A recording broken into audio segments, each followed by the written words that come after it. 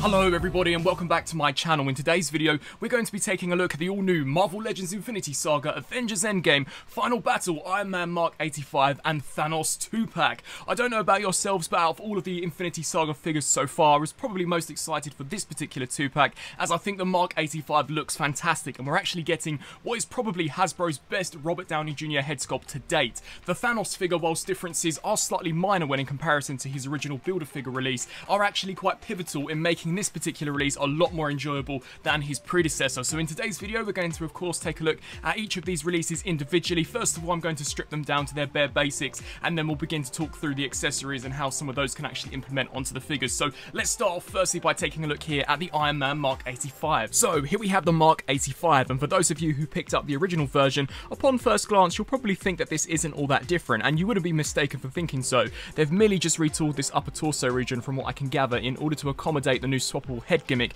but the rest of the body is exactly the same, albeit it has been painted so well. You can see, whilst I do have a few cracks here and there, the gold paint has been applied really nicely. Even spinning our attention here to the back, you've got a mixture of greys, gunmetals, as well as gold, and I think the actual colour of cast plastic they've used looks wicked. I was really happy to see that they have appeared to have minimised the amount of swirls in the plastic, which looks awesome, and yet it still's got a really nice red metallic flake to it. Taking a look here down to the lower section, you can see that we've still got the pins in the body as they are using an older body type, but I actually don't think it looks too bad at all. And here for the thighs, I think the gold paint's turned out so nicely, as well as this darker grey, and even here down to the lower section you can see a really nice metallic red used here for the actual plastic.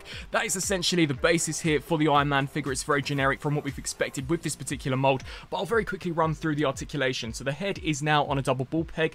I will be honest and say it doesn't look up to the greatest degree here with the mask on, which is slightly unfortunate. That is probably the best you're going to get before you actually pop the ball peg off, which is slightly unfortunate. The articulation for the rest of the body, however, is the same as the predecessor, so I shan't go into too much detail in regards to that. Now, covering accessories, of course the main accessories that this guy comes with is a Robert Downey Jr. head sculpt. So in order to show you how you can accommodate that, you simply just want to take this here, pop this clean off, and instead of popping the head off, it will actually take the entire neck joint out. So you can see we've got a huge hollow space in there, and we can now take the clean RDJ head sculpt, and that simply does just peg in there, and it looks fantastic. The detail as well as the likeness to the actor, I think, is probably their best work yet. It looks so awesome, and they truly are giving some of those import companies a run for their money, as if they're going to keep producing stuff like this, I really can't see how the likes of a $60 to $100 import figure will be justified when you can get something which is near enough spot on to that. You can see here the paintwork for the face really does look impeccable. Of course, this is his cleaner look, and we'll take a look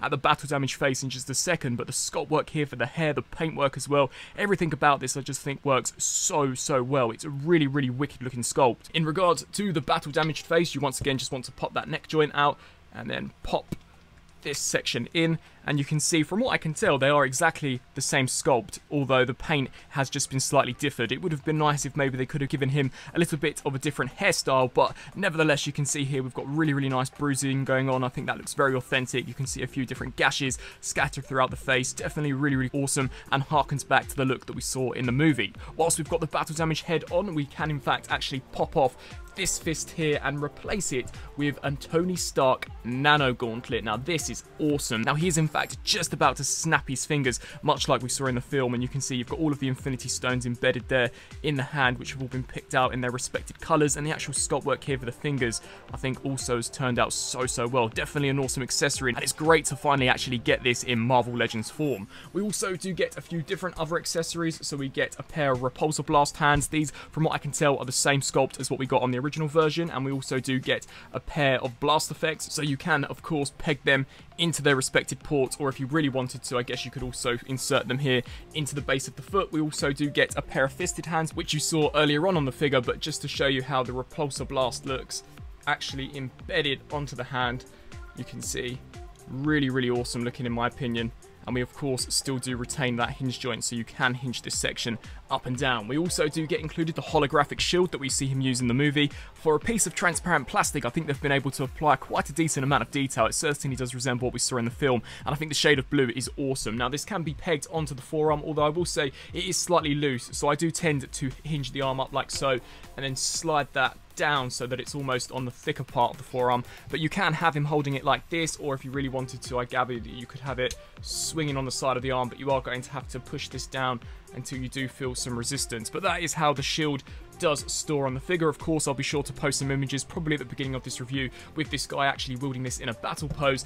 And if we just take this fist here off, we can bring in the gripping hand, as we're going to want to utilize this for his final accessory, that being the blade that we see him use in the movie. Now, much like the shield, I think this is awesome. This has been completely cast out of that transparent clear blue plastic, but it's got a really nice metallic red applied to it. This looks fantastic, and I'm so glad that they've finally decided to include this with this release. So this can just simply slide in between the fingers and thumb, and there you've got Iron Man wielding the sword, much like we saw in the film. Really awesome. And of course, I'll be sure to post some images throughout this review. But definitely the Iron Man has lived up to my expectations. I think that RDJ head sculpt looks fantastic, and I actually think that the Mark 85 was one of the better Iron Mans that they produced. So I'm not really all that fussed about them reusing some of the older pieces. I actually think it works really well, and the additional accessories are certainly welcome. Now, turning our attention to the Mad Titan himself, here we've got the final battle, Thanos. Now, this figure, for the most part, is basically what we've all come to know and expect from the Bath. There really isn't all that much new going on here, besides perhaps some new tooling here to this chest piece in order to give you that damaged look, and a few differences in regards to paint. And he is also sporting a lower forearm section in order to accommodate the nano gauntlet. But we'll take a closer look here at the details. You can see I've opted to give him the masked head sculpt, so you can see we've got the helmet on there. This is the exact same as we got with the previous version. It would have been awesome to have seen them perhaps give him a slightly different expression with the helmet actually added on, but it is what it is. You can see lovely detail going on there for the teeth as well as for the eyes, and I do actually think the paint is a little better when in comparison to that original Bath figure. You can see as we take a look here towards the chest piece, this is completely battered, as of course Wanda literally destroys the armor before she's very quickly taken out by Thanos' gunships. But you can see we've got some nice battle damage paint applied over the top, which I actually don't think looks the best, to be honest with you. I can see what they've kind of tried to do. It looks as if though the armor is charred, but I've definitely seen battle damage done better on Marvel Legends figures. This particular shoulder piece also appears to be completely resculpted, so we once again got some nice battle damage going on. And as we turn our attention here down to the forearm, this is in fact a brand new sculpt, as if I recall correctly, the original Thanos only had the Infinity Gauntlet on this arm, and of course not on this version. So if you still own that figure, you could boil and pop this arm off, and then pop the arm without the gauntlet on, and you'd have pretty much his look from the movie. You can see here the detail on this really does look fantastic. We've got a really nice looking silver applied, as well as the metallic red, and we do get two different versions of the actual gauntlet. So we get one here equipped with all of the Infinity Stones, which is a look that I don't believe we see in the movie, but it is something that you can do, and you can see the sculpt work on that looks fantastic. This does appear to be a different sculpt when in comparison to what we got with the Build-A-Figure Hulk, so that is really awesome to see. And then as we just spin here down to the lower section, the figure once again is exactly the same. Now, they have actually changed one thing to the moulding, and that's that he now has got ankle pivot. That was something that the original Build-A-Figure never had, and I'm really glad that they've finally decided to apply that to this release. But other than that, the articulation for him is exactly the same as the previous version, so I shan't go into all that much detail in regards to that. Now, taking a look at accessories, he comes with a proper movie-accurate sword. Now, this absolutely obliterates the original version that we got. You can see the detail on this is fantastic. I love the metallic silver that we've got on both sides of the blades, and the colour of gold plastic that they've used here for the grip I actually don't think looks too bad either. For a very quick comparison, here we've got it compared next to the original blade, and honestly it's just night and day. This one is amazing looking when in comparison to this. This was super inaccurate, but considering that enough time has passed, they've finally been able to give us this accurate looking sword, and I really am happy about that. Now, taking a look at some of the other accessories we get included, you can of course pop this fist off, which is actually very difficult to do upon the first time round, and then that's when we can bring in the snapping hand that we see him